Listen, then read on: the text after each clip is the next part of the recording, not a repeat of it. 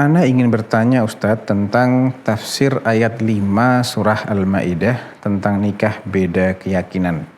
Mohon jawabannya Ustadz, jazakallah khair. Ya, Assalamualaikum warahmatullahi wabarakatuh. Waalaikumsalam warahmatullahi wabarakatuh. Pertama, ayat ini berbicara tentang dihalalkannya lelaki mukmin, lelaki muslim menikahi wanita-wanita ahli kitab. Wanita ahli kitab artinya wanita Yahudi, wanita Nasrani yang menjaga kehormatannya. Makanya Allah mengatakan wal muhsanatu minal mu'minat wal muhsanatu minal ladzina utul kitaba min qablikum. Wanita-wanita yang menjaga kehormatannya dari kalangan wanita mukminah muslimah maupun dari kalangan wanita yang mendapatkan kitab suci sebelum kalian. Jadi ada dua syarat ya di sini. Pertama, mereka ini benar-benar ahli kitab. Jadi orang yang taat dengan agamanya, bukan orang yang cuma KTP-nya saja. Tidak mengindahkan aturan-aturan agamanya. Walaupun agama mereka adalah agama yang telah mengalami distorsi pada ajaran-ajaran kitab sucinya, tidak lagi murni, kita yakin itu. Pun demikian mereka ini masih taat beragama, jadi beneran serius dalam beragama walaupun agamanya Yahudi ataupun Nasrani. Yang kedua, dia harus menjaga kehormatannya. Jadi bukan orang yang bergaul bebas dengan lawan jenis, bebas pacaran, ya, tidak menampakkan dirinya sebagai wanita yang terhormat, berpakaian serba mengumbar aurat, bukan seperti itu yang diperbolehkan. Jadi ini berlaku bagi orang-orang yang menjaga kehormatannya dari kalangan ahli kitab, Yahudi ataupun Nasrani. Dan ini hanya berlaku satu arah. Lelaki muslim boleh menikahi mereka. Tidak berlaku sebaliknya. Wanita muslimah dinikahi oleh laki-laki non-muslim. Ini tidak boleh, mutlak tidak boleh. Ya. At-tayyibatu lit-tayyibin wat-tayyibuna lit-tayyibat. Laki-laki, wanita-wanita yang baik itu hanya boleh bagi laki-laki yang baik. Dan dalam Al-Quran Allah menegaskan dilarangnya wanita muslimah wala tumsiku, di dalam Al-Quran Allah mengatakan la hunna hillul lahum walahum yahilluna lahunna. Ya, ketika bercerita tentang wanita-wanita mukminah yang awalnya mereka ini di Mekah bersama dengan suami mereka, kedua-duanya itu awalnya musyrik, kemudian istrinya ini masuk Islam dan ingin hijrah. Maka Allah SWT memerintahkan kaum muslimin ketika mendapati wanita-wanita yang datang dari Mekah untuk hijrah itu agar diuji dulu keimanannya. Fa in alimtumuhunna mu'minatin fala tarji'uhunna ilal kuffar la hunna hillul lahum wa lahum yahilluna lahun.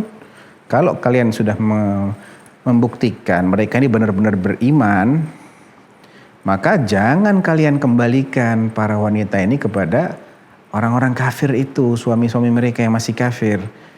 Mereka, para wanita ini tidak halal bagi suami-suaminya yang masih kafir, dan mereka suami-suami itu juga tidak halal bagi istri-istrinya yang sudah beriman. Jadi jelas sekali tidak diperbolehkan wanita muslimah dinikahi oleh selain lelaki muslim.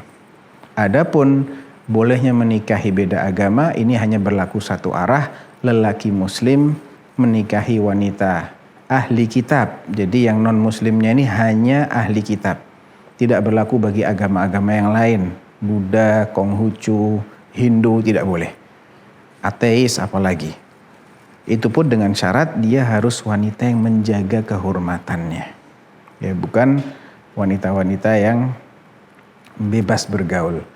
Dan perlu kita fahami bahwa manakala seseorang itu hidup di sebuah negara yang menyamakan hak-hak warga negaranya antara yang muslim dengan yang non-muslim, maka ini juga harus menjadi pertimbangan. Karena bolehnya laki-laki muslim menikahi wanita ahli kitab itu dengan dengan mengindahkan bahwa ketika itu Islam yang berkuasa. Ya, bukan ketika Islam itu masih disetarakan dengan agama-agama yang lain atau bahkan dikuasai oleh non-muslim. Karena ini akan sangat berbahaya sekali. Ya, karena ini akan berpengaruh dengan sejauh mana hegemoni suami yang muslim ini terhadap anak istrinya. Sejauh mana dia punya wewenang, sejauh mana dia bisa membatasi, tidak boleh mengajarkan selain Islam kepada anaknya.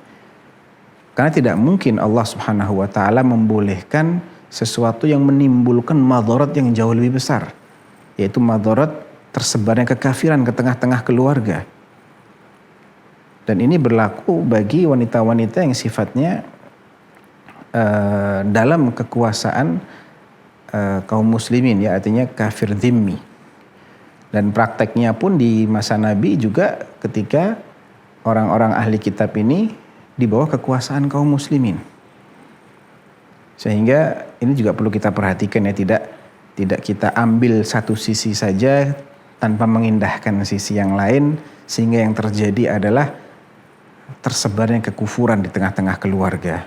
Seseorang memiliki keturunan, kemudian keturunannya ini darah daging yang dia nafkahi, yang seharusnya bisa menjadi investasi untuk akhiratnya, justru menjadi musibah besar, menjadi orang yang ingkar kepada Allah, kafir kepada Allah, gara-gara ibunya adalah seorang non-muslim dan dia bebas mengajarkan keyakinannya kepada anak-anaknya. Ini tentunya tidak diridhai oleh Allah maupun Rasulnya sallallahu alaihi wasallam. Wallahu ta'ala alam.